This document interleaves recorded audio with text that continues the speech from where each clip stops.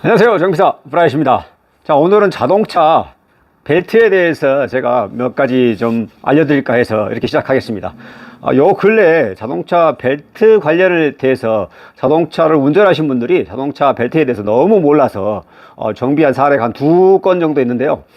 첫 번째는 저희 샵에, 그러니까 뭐 이곳 한국에 비해서 정비요금과 진단 비용이 상당히 비쌉니다. 부품값도 한국에 한 5배 정도 비싸요. 자, 그런데 한 고객분이 오셨는데 계기판에 배터리 불이 들어오면서 시동이 안 걸린다. 자, 근데 손님이 직접 배터리를 교환하고 했는데도 안 걸린다고 하셨습니다. 자, 우리가 상식적으로 자동차에 대해서 아무리 모르지만은 그 배터리 불이 있죠. 배터리 경고등이 불이 들어온다는 것은 충전이 안 된다는 거예요. 근데 차주가 워낙 모르시니까 배터리가 안 좋은가 보다 라고 자기 돈으로 비싼 돈을 주고 스스로 배터리를 교환하고 오셨는데 또 시동이 안 걸리기 때문에 그래 상식적으로 보면 충전이 왜 안 될까 이렇게 보시면은 후드 본네트만 열어보시면 금방 알 수 있을 텐데요. 그것을 모르기 때문에 이렇게 돈을 쓰고 또 진단 요금을 제가 와서 바로 후드를 본네트를 열어보니까는 벨트가 없어요. 벨트가 끊어져 날아가 버린 거예요.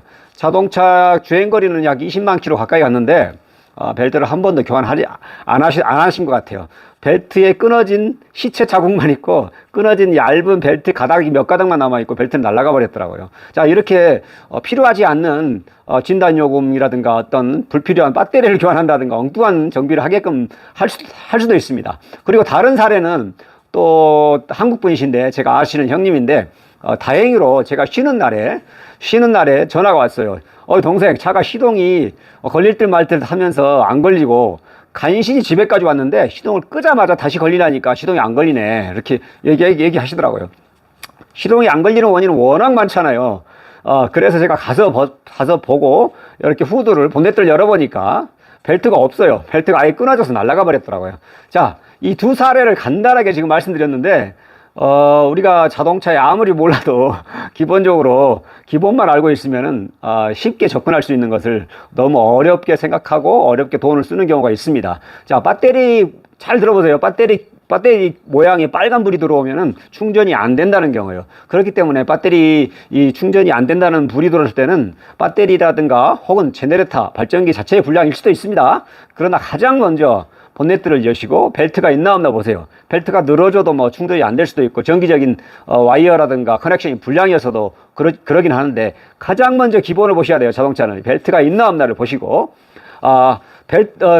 충전뿐만이 아니라 요즘 차들은 이 자동차의 엔진이 돌아가면서 구동되어 주면서 이 엔진이 발전기 즉 배터리 불이 들어오게 배터리를 충전하는 그런 역할도 하지만은 또 워터펌프 순환시켜주는 벨트가 끊어지면은 차가 오버히트 할 수도 있고 온도 게이지가 올라갈 수도 있고, 그 다음에 지금은 전기 파워지만 옛날 차들은 파워 핸들 벨트가 끊어지면 핸들이 안 되고, 또 어쩐 차들은 에어컨이 갑자기 안 된다 그런 경우에도 또 에어컨 벨트가 끊어질 수도 있고. 자, 이렇기 때문에 뭐 에어컨이 안 된다, 파워 스티어링이 안 된다, 엔진이 오버히트 한다, 엔진 온도가 올라간다 그러시면은, 물론 배터리 불이 들어온다 그러시면은 가장 먼저 본네트를 여시고 벨트가 있나 없나 보세요. 이게 기본입니다. 내가 이걸 정보라든가 지식을 알지 못하면은 진짜 그런 분은 없겠지만은 악의적으로 나쁜 전기업소 그런 분들을 이용해 먹을 수도 있어요.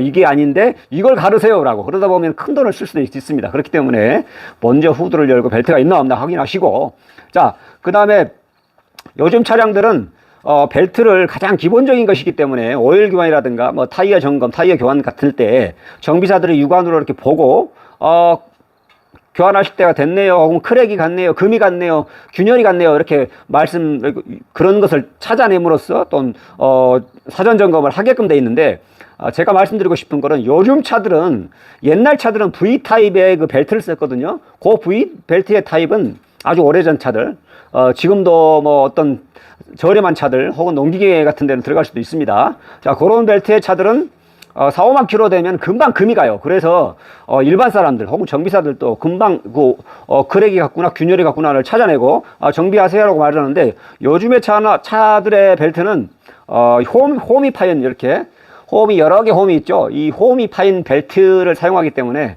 요 벨트가 단점이 뭐냐면은 미끄러짐이 많이 없습니다. 마찰력을 증대시키기 위해 여러 가지 홈을 만들어서 벨트 풀리라든가 알터네이터 뭐 AC 여러 가지 풀리에 밀착력을 넓게 광범위하게 만들기 위해서 이렇게 영구적으로 이렇게 만들었는데, 연구하신 분들이. 그런데 이게 좋은 점이 뭐냐면은 옛날에 V벨트 타입은 4, 5만 킬로 되면은 교환을 하게끔 할 정도로 금이 갔는데, 요 차들은 최소 10만, 15만을 타도 끄떡이 없어요. 그리고 10만 킬로를 넘어가도 뭐 균열이 안 가요.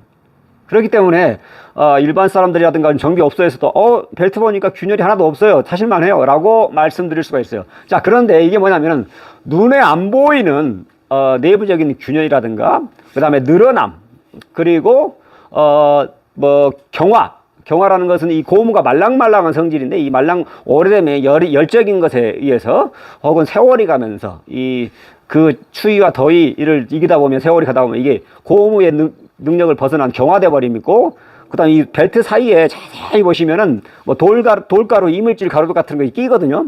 그런 것이 끼다 보면은 눈에 보이지는 않지만은 그 사이사이에 미세한 균열도 있지만은 그 사이사이에 균열에 의해서 어느 순간에 벨트가 끊어져 버립니다. 자, 그걸 한번 보여드릴게요. 자, 이것은 제가 다른 몇 달 전에 정비했던 걸 언젠가 써먹기 위해서 나눴는데, 자, 보세요. 벨트가 끊어진 자리는 여기입니다. 그러나 잘 보시면은 그 외 부분들을 보여드리면은 균열이라든가 어떤 이상이 하나도 없어요. 자, 보시면 그렇지만은 벨트가 끊어져 버렸어요, 지금. 자, 요 경우 같은 경우도 최소한 10만 킬로는 탔을 겁니다. 요즘에 품질이 좋아서 잘 끊어지지 않아요. 그런데 요거 같은 경우도 10만 킬로 넘어갔는데, 육안상으로는 별 크랙이라든가 균열이는 없지만은, 균열이라든가 어느 순간 10만 킬로가 넘어가면 끊어질 수 있다는 걸 알고 계셔야 돼요. 그렇기 때문에 내 차가 뭐 소음이 난다든가, 그 다음에 벨트에 미끄러짐이 이상 소음이 나다든가, 그런, 그 다음에 뭐 다른 증상이 없더라도, 요 벨트는 10만 킬로 최소 되시고 15만 킬로 전에 꼭 한번 교환하세요. 이 벨트가 끊어지게 되면은 우리가 난처합니다. 왜냐면 요즘에 나온 차들은 옛날 말씀하시다시피 그런 말씀 드렸잖아요. 뭐 스타킹으로 벨트를 대신해서 역할을 한다, 그렇게 얘기하는데 그거는 지금 불가능해요. 왜냐하면 요즘의 벨트 타입은 이렇게 홈으로 되어 있는, 그룹으로 되어 있는 벨트 타입을 주로 사용하기 때문에 벨트가 또 뭐 발전기 혹은 에어컨, 워터펌프, 물펌프 이렇게 따로따로 돌리진 않아요. 요즘의 차들은 그림을 보여드리겠지만은 이 벨트 하나가 돌리다 보니까 내 키만큼 길이가 커요. 그렇기 때문에 뭐 임시방편으로 뭐 스타킹을 잘라서 뭐 고무를 잘라서 연결할 수가 없어요. 뭐 벨트가 너무 종류가 많고 너무 길기 때문에 임시적으로 할 수가 없고, 그 다음에 또 장력이 어마어마해요, 이 벨트라든가 엔진이 돌리기 위해서는. 그 다음에 그렇기 때문에 이렇게 임시적으로 뭐 고무적인 스타킹으로 할 수가 없어요. 그리고 세 번째로는 또 공간이 좁아요. 이 작은 공간에 엔진을 모든 걸 넣다 보니까 그 공간이 좁아서 진짜 정비사 아니면 할 수가 없을 정도로 되어 있고, 요즘의 차들은 또 특수공구를 많이 사용해서 공간이 협소한 경우에 특수공구가 없으면 또 그렇게 할 수가 없는 데다가, 요즘에 타려면 또 뭐냐, 텐셔너 있죠? 벨트 장력을 일정하게 유지시켜주는 텐셔너가 없는 벨트들도 많아요. 그렇기 때문에 길바닥에서, 도로상에서 임시적으로 이렇게 한다는 것은 거의 불가능합니다. 자, 그렇기 때문에 벨트를 연식이 됐다, 오래됐다 그러신 분들은 꼭 10만 킬로 넘어가고 15만 되기 전에 꼭 교환하셔서, 운행하시다가 불필요한 또 불필요한 돈을 쓴다든가, 혹은 불미스럽게 오고 가고 레카차, 견인차 기다리는데 돈을 많이 사용하지 마시고 그렇게 수리하시면 될 것 같고요. 제가 마지막으로 벨트의 단면을 보여드리기 위해서, 지금 요것은 새 벨트입니다. 새 건데 지금 상표도 지워지지 않았는데 벨트 단면을 잘랐습니다. 왜 그러냐면 직접 벨트와 한 15만 정도 탄 벨트 새 것과 한 것을 보여드리기 위해서. 겉에서 볼 때는 똑같은 벨트예요. 그리고 지금 홈 있죠? 홈 그루브 타입도 크랙도 거의 가지 않았습니다. 이거 보시면은 이게 15만 킬로를 탔어요. 이렇게 타도 아무 지장 없어요. 자, 그런데 뭐가 다르냐, 새 거와 홈 거에 보시면은 단면을 보여드릴게요. 자, 이렇게 하시면 이쪽이 새 거네. 이제 이렇게 보시면은, 이렇게 옆으로 봤을 때는 옆에 것들은, 요 새 거 벨트는 잘 보세요. 벨트 홈과 홈 사이가 좁죠. 이것은 마모가 돼서 삼각형 모양으로 마모가 돼서 계곡같이 깊습니다. 그렇기 때문에 벨트 풀리를 파고 들어가요, 이 홈이 마모된 만큼. 그러니까 어느 정도는 새 거에 비해서는 얇아지면서 많이 이게 겉으로 드러나는 증상은 없어요. 차가 운행하는데 이상은 없지만은 이게 얇아지면서 깊이 풀리 속으로 파고 들어가기 때문에, 그리고 이 탄력을 잃어가기 때문에 벨트가 어느 순간 벙 하고 끊어질 수가 있습니다. 자, 그렇기 때문에 육안으로 혹은 뭐 소음이 나다든가 증상이 있으면 다 바로 교환을 하셔야 되지만은, 육안으로 뭐 크랙이라든가 균열이라든가 뭐 갈라짐이 없더라도 요즘에 나온 타입, 영어로는 설펜틴 벨트라고 그러는데 벨트 하나로 여러 개를 돌려주는 것. 그렇기 때문에 반드시 주기적으로 교환하시기 바랍니다.